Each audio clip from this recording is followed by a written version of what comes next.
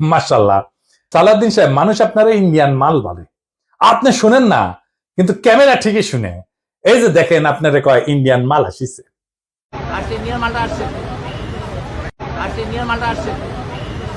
আর কথা দেখবেন না, নিজে ডিজাইন করেছেন আমার, আমি শিওর ভবিষ্যতে সালাউদ্দিন কোটি হিসেবে এটা পরিচিতি পাইতে পারে।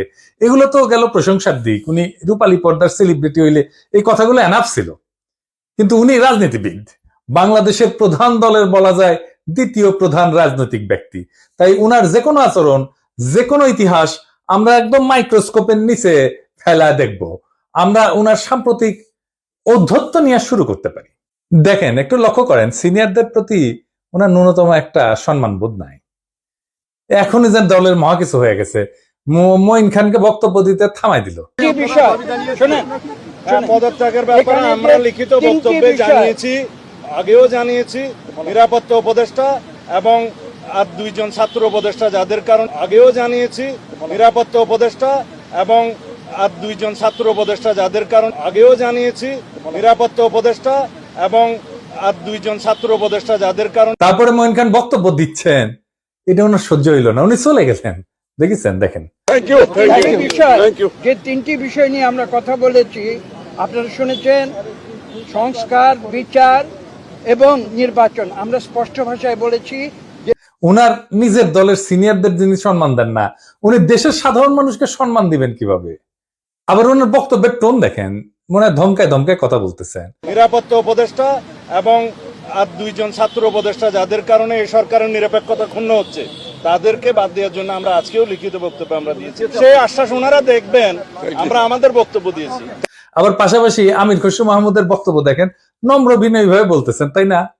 দেখেন, আমি একটু বলি, মূলত সংস্কার এবং বিচার, নির্বাচন, এই তিনটার উপর আলোচনা হয়েছে।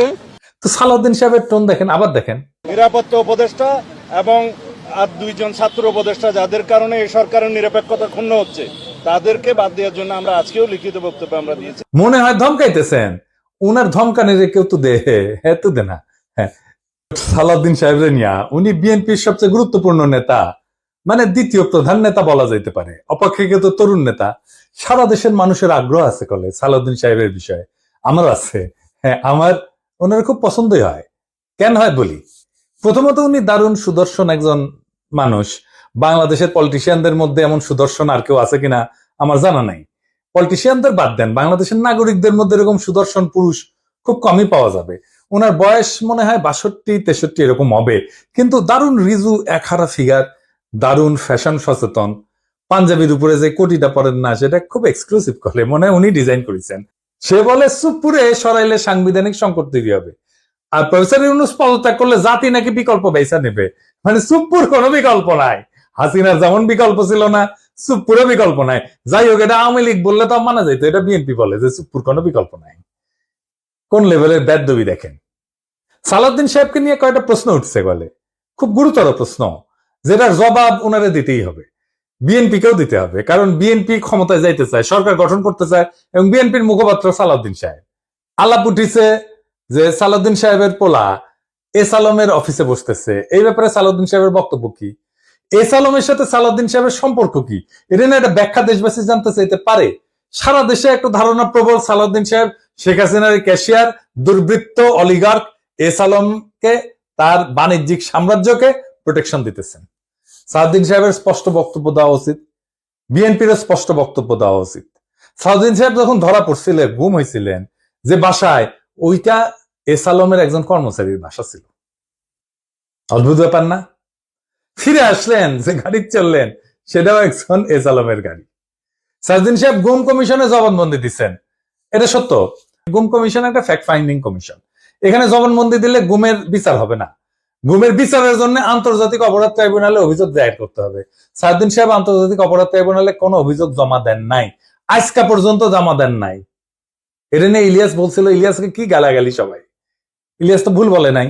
সালাউদ্দিন সাহেবের গুমের বিচার হোক, উনি ট্রাইব্যুনালে অভিযোগ দায়ের করেন, উনি কেন করেন নাই এখনো পর্যন্ত অভিযোগ দায়ের, এই প্রশ্ন ওনাকে করাই যায়, এবং রাজনৈতিক নেতা হিসেবে এটার জবাব ওনাকে দিতেই হবে। এবার আসি ওনার গুম হওয়ার পরের ঘটনা নিয়ে। ওনার গুমের বিষয় নিয়ে প্রশ্ন তুললে ইলিয়াস তাসনিম খানের লিখছে বিএনপি নেতা সালাউদ্দিন আহমেদ র্যাবের হাতে বলপূর্বক অন্তর্ধানের শিকার হয়েছিলেন, ব্র্যাকেটে গুম। বিএসএফ এর মাধ্যমে তাকে বর্ডার ক্রস করায় Indian national investigation agency NIA এর হাতে তুলে দেওয়া হয়।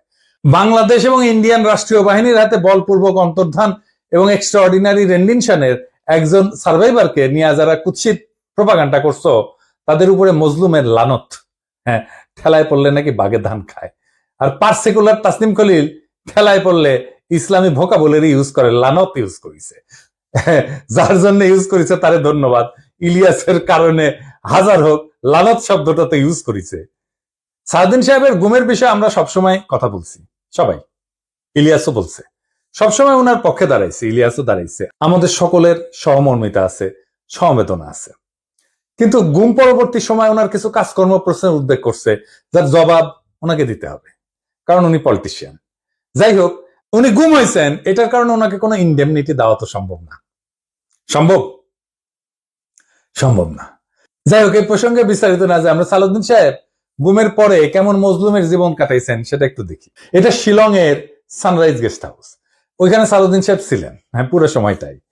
রিভিউ ভালো, ভালো প্রপার্টি, মাশাআল্লাহ। শিলংয়ে কেউ বেড়াইতে যেতে চাইলে থাকতে পারেন, দেখেছেন, দেখেন কি সুন্দর জায়গাপত্র, দেখেছেন, এখানে সব ব্যবস্থা ভালো। ভিতরে যেখানে সালাউদ্দিন সাহেব দর্শনার্থীদের লুঙ্গি পরে দেখা দিতেন সেটার ছবিও আছে, মিলাই দেখে নিয়েন। অতি আনন্দময় সফরের নিশ্চয়তা দিলাম, বিফলে মূল্য ফেরত দেওয়া হবে। আমরা কলে এই সানরাইজ গেস্ট হাউস কোনো পয়সা করে দেয় নাই বিজ্ঞাপনের জন্য, ফ্রি করলাম আর কি। পরিবেশটা সুন্দর না, কোনো হইচই আছে? হ্যাঁ, নাই। এখানে কিন্তু পুরো সময়টাই কাটাইছেন। উঠিছেন মে মাসের 2015 সালে।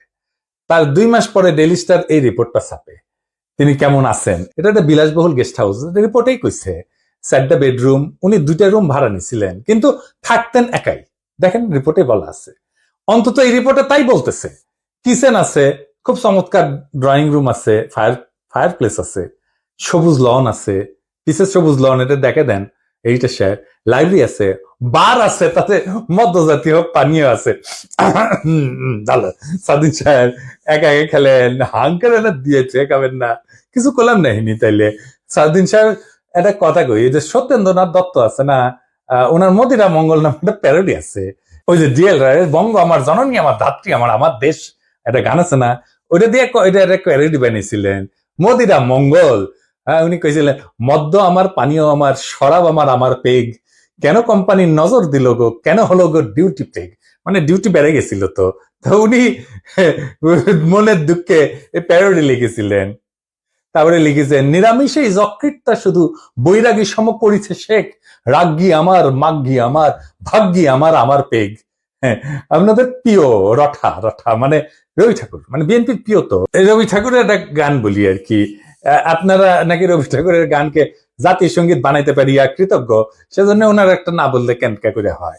মানে চিরকুমার সভা এটা লেখা আছে, ওরা অক্ষয় বলে একজন চরিত্র আছে, ওই গাইতেছে, ওই গাইছে কি জানেন, অভয় দাও তো বলি আমার উইস্কি, মানে ইচ্ছা, অভয় দাও তো বলি আমার উইস্কি, 100 টাকা সোডার জলে বাকি 3 পোয়া হুইস্কি। হ্যাঁ, আমাকে না একবার খাওয়ায় না সালদিন সাহেব, 100 টাকা সোডার জলে বাকি 3 পোয়া হুইস্কি খাওয়ায়। এটা আমার উইশ থাকলো আপনার কাছে। পুরা বাংলাটা নিজে তো ভাড়া করেছিলেন, তো বাংলাদেশি টাকায় কত, 1.5 লাখ টাকা মাসে। আমার একজন পার্সোনাল অ্যাসিস্ট্যান্ট ছিল, ম্যানেজার ছিল, 2জন কেয়ারটেকার ছিল, 2জন মালি ছিল, একটা হাইলি সিকিউরিড এরিয়া, কাছেই এয়ারফোর্সের অফিস, আর কয়া হয়েছে একটা গোয়েন্দা সংস্থার অফিস। আমরা ধারণা করি এটা রয়্যাল অফিস। কে রাখলো ওখানে ওনাকে? উনি অনুপ্রবেশের দায় গ্রেপ্তার হয়েছিলেন। উনারা তো চাকরি করতেন না ইন্ডিয়াতে, উনি ইন্ডিয়াতে রাজনৈতিক আশ্রয় পান নাই। ওনার এই সুপার ফ্যাবুলাস লাইফস্টাইলের টাকা কে দিছে? টাকা কে দিছে? উনি আয় করেন নাই, তাহলে টাকা কি বাংলাদেশ থেকে পাঠানো হয়েছে হুন্ডি করিয়া? হুন্ডি আপনি করতে পারেন, এটা অর্থ পাচার না? এইগুলো লেজিট এবং বৈধ প্রশ্ন। আপনারা বলতে হবে টাকাটা কে দিছিল, কেঙ্কা করে গেছিল। এইবার একটা চমক, বিশাল চমক, সিট বেল্ট বাইন্ধে নেন, যা দেখবেন তাতে অজ্ঞান হয়ে পড়ে যেতে পারেন সিট থেকে। কি সেই চমক? সাউদ্দিন সাহেবের সঙ্গে দেখা করতে গেছে কিছু লোক ওই শিলং এর বাংলোতে। তার মধ্যে ছবিতে ডাইন পেশে গালে হাত দিয়া বসে আছে ব্যক্তিটা কে? হ্যাঁ, ব্যক্তিটা গুরুত্বপূর্ণ, কারণ সালাউদ্দিন সাহেবের সাথে সকল মিটিং এ তার উপস্থিতি দেখা যায়। সে ঠিক ওই একই চেয়ারে বসে। এইটা সাহেব, আপনি 2টা ছবি পাশাপাশি দেখান না। দেখেন দুই সময়ের ছবি কলে দেখা করতে এসছে, তারাও ভিন্ন কলে। হ্যাঁ, সাউদ্দিন সাহেব এক ছবিত লুঙ্গি পরে আছে আর এক ছবিত পায়জামা পরে আছে, দেখেছেন। কিন্তু ওই বান্দা ঠিকই একই আছে ওই চেয়ারে। কেশে যান তার নাম কি জানেন? তার নাম বিপ্লব পার্থ। চট্টগ্রামে তাকে সবাই চেনে, আওয়ামী লীগের একজন লেসপেন্সার, আওয়ামী লীগের একজন কর্মী এবং ভারতীয় এজেন্ট হিসেবে। আওয়ামী লীগের 15 বছর পুরোটা সময় দাপটের সাথে জীবনযাপন করে গেছেন। ছিলেন চট্টগ্রাম মহানগর আওয়ামী লীগের সাধারণ সম্পাদক আজম নাসির উদ্দিনের অন্যতম ডাইন হাত। আজম নাসিরের অনলাইন একটা পোর্টাল আছিল, তার নাম ছিল জয় নিউজ। জয় নিউজের সাংবাদিক হিসেবে দীর্ঘদিন কাজ করেছিল এই বিপ্লব পার্থ, মাশাআল্লাহ। কিন্তু এইসব পরিচয়ের বাইরেও তার একটা বড় পরিচয় আছে। বিপ্লব পার্থর মূল পরিচয়, সে ইসকনের চট্টগ্রাম বিভাগের মিডিয়া সেলের সমন্বয়ক। হ্যাঁ, সমন্বয়ক। হ্যাঁ, এটা আবার গৌরবে ফেসবুকে ঘোষণা দিয়ে প্রচার করেছিল সে। চট্টগ্রামে চিন্ময় ইস্যুতে সবচেয়ে বেশি যে লোকটা সক্রিয়, সেটা হইতেছে বিপ্লব পার্থ। দেখেছেন মিছিলে, দেখেছেন। আজম নাসিরকে দ্বিতীয়বার চট্টগ্রাম সিটি কর্পোরেশনের মেয়র নির্বাচনের জন্য মনোনয়ন পাওয়া দেওয়ার জন্য ওই নাকি অমিত শাহর কাছে নিয়ে গেছিল আজম নাসিরকে। আওয়ামী লীগ সরকারের আমলে বিপ্লব নাকি 60 বারের বেশি ইন্ডিয়া সফর করেছে। গর্ব করে কইতো, সব জায়গায় প্রচার করতো। আর এই সমস্ত সফরের নাকি বেশিরভাগই ছিল সরকারি সফর। তার পাসপোর্ট যাচাই করা হোক, তার প্রমাণ মিলবে। ইমিগ্রেশনে খোঁজ নেন, দেখেন কয়বার গেছিল। এটা পুলিশের কাজ, গোয়েন্দা সংস্থার কাজ। কেন একজন ব্যক্তি এতবার ভারত সফরে গেল, সেটা নিশ্চয়ই কারণ আছে। অনুসন্ধান করে এই রহস্য উদ্ধার করা হোক। এতদিন আওয়ামী লীগ হইলেও, এত সাজলেও আওয়ামী লীগ সাজলো, 5ই আগস্টের পর হঠাৎ কইরা রূপ বদল করে বিএনপি হয়ে গেছে। সব প্রোগ্রামে যায় বিএনপি। একসময় সাংবাদিকতা করলে এখন পুরোপুরি বেকার করে, ওখানে কাজ করে না। তো শোনা যায় আর কি যে ওক নাকি রয় ঢুকাইছে বিএনপির মধ্যে, এবং বিএনপির সমস্ত তথ্য ভারতে পাচার করার জন্য। এমন একজন বিতর্কিত সেন্সিটিভ লোক ফ্যাসিবাদী সরকারের সময় কয়েকবার দেখা করছে সালাউদ্দিন সাহেবের সাথে। কি কারণে? সালাউদ্দিন সাহেবকে তো কইতে হবে, কেন সে সব মিটিং এ থাকে। 5ই আগস্টের পর বিপ্লব পার্থ শেল্টার হইতেছে, গডফাদার হইতেছে বিএনপির আরেক স্থায়ী কমিটির সদস্য আমির খসরু মাহমুদ চৌধুরী। দেখেন ওর সাথে, দেখেন খালি ঘুরে বেড়ায়। স্বীকৃত, এটা প্রকাশ্য এবং স্বীকৃত। অথচ গত 15 বছরে ছাত্র দল এবং যুব দল করা হিন্দু সম্প্রদায়ের প্রচুর লোক আছে চট্টগ্রামে, তারা কাছে ফিরতে পারে না আমির খসরু মাহমুদের। তাদেরকে বাদ দিয়া লীগের দালাল ভারতীয় এজেন্ট বিপ্লবকে জন্মাষ্টমীর নাম দিয়া চট্টগ্রামের রাজনীতিতে থিতু করার চেষ্টায় মরিয়া খসরু এবং সালাউদ্দিন চক্র। ছবিতে দেখেন বিপ্লব পার্থ মোদির সাথে ছবি, দেখেছেন? মোদির সাথেও ছবি, সালাউদ্দিনের সাথেও ছবি, ইসকনের চিন্ময়ের সাথে ছবি, ইন্ডিয়ান হাই কমিশনের সাথে চট্টগ্রামের বিভিন্ন ইভেন্টের ছবি। এবার বুঝেছেন তো আমির খসরু কেন অমিত শাহের সামনে জুলকাপ্পর নাম করতে যায়। কানেকশন বুঝেন? আমির খসরু, সালাউদ্দিন, ইসকন সব বরাবর। আর একটা ইস্যু আছে, সেটা হইতেছে মরাল ইস্যু। আমার স্কুলে বড় ভাই ডাক্তার ফিরোজ খুব ভালো ছাত্র ছিলেন। ডাক্তারি শেষ করিয়া উনার ক্যারা উঠেছিল, উনি পলিটিক্স করবেন। খালেদা জিয়ার অ্যাসাইনমেন্ট অফিসার ছিলেন, খুব দাপুটের নেতা ছিলেন বিএনপির। শুনতাম উনি নাকি দুর্নীতি করে ফাটাই ফেলিছে। হ্যাঁ, তারপরে শুনি 1/11 পর অস্ট্রেলিয়াতে গেছে। একটা ছোট্ট ঘরে 2 মেয়ে সহ পুরা পরিবার নিয়ে থাকতেন। ওই একই ঘরে থাকা, ঘুমানো। নিজে নাইট গার্ডের চাকরি করেছেন ডাক্তার হইয়া। হারিস চৌধুরী সিলেটের জমিদার বংশের ছেলে ছিল, রাজনীতি করে এসে সব হারিয়েছিলেন। 1/11 পরে থাকতেন পান্তপথে, খুবই দিনহীন ভাবে, পরিচয় লুকায়। মারাও গেছেন পরিচয় লুকায়, বেওয়ারিশ হিসাবে তাকে দাফন করা হয়েছিল। নিরাপত্তার কারণে পেট চালানোর জন্য চাঁদনি চকে কাপড়ের দোকানে কর্মচারীর কাজ করতেন। সেরা পাঞ্জাবি পরতেন, রিক্সায় চড়ার পয়সা ছিল না, হাইটা যেতেন। মির্জা ফখরুল নিজেই বলছেন, এই আওয়ামী লীগের আমলে বিএনপির নেতা কর্মীরা বাড়ি ছাড়া হয়ে ঢাকায় এসে রিক্সা চালায়, উনি কান্দিছিলেন, ফ্যাস ফ্যাস করে কান্দিছিলেন। আর আপনি সালাউদ্দিন সাহেব রাজার হালে থাকেন, শিলংয়ে লজ্জা লাগে না সালাউদ্দিন সাহেব? আপনার ভারতে থাকার টাইমে সকল খরচা কিভাবে করেছেন জাতিকে জানাইবেন। ইসকনের সাথে আপনার কি সম্পর্ক সেটাও জানাবেন। জাতির এটা জানার অধিকার আছে। 1975-এ সোহরাওয়ার্দীর বডিগার্ড জয় বাংলা হয়ে যাওয়ার পরে বেশ কিছু বছর কাটাল রানী ইন্ডিয়াতে ছিল। সেখান থেকে বাংলাদেশে ফিরে আমাদের উপরে স্টিম লোডার চালাইছে, ফ্যাসিবাদের ছাদ দিয়ে আবার ভারতে পালায় গেছে। অনেকে বলে হাসিনা পালায় যাওয়ার পরে সালাউদ্দিন নামের এই বিএনপির নেতাকে ভারত বাংলাদেশে পুশব্যাক করে দিছে। এতদিন আসতে পারেননি উনি, তারপরে 1 সপ্তাহ যায়নি হাসিনা পড়ছে, উনারে পেটে দিল। আগে পাঠাচ্ছিল না। কাকতালীয় ভাবে জীবনের বড় একটা সময় হাসিনার চেয়েও বেশি সময় ভারতেই ছিলেন। তো এই সালাউদ্দিন সাহেব ইদানিং হাসিনার মতো উদ্ধত ভাবে কথাবার্তা বলা শুরু করেছেন। সামনে ওনাকেও সম্ভবত আমরা হাসিনার প্রতিবেশী হিসেবে ভারতে দেখতে পাবো, মাশাআল্লাহ। সালাউদ্দিন সাহেব, মানুষ আপনারা ইন্ডিয়ান মাল বলে, আপনি শুনেন না, কিন্তু ক্যামেরা ঠিকই শুনে। এই যে দেখেন, আপনারা কয় ইন্ডিয়ান মাল আসিছে।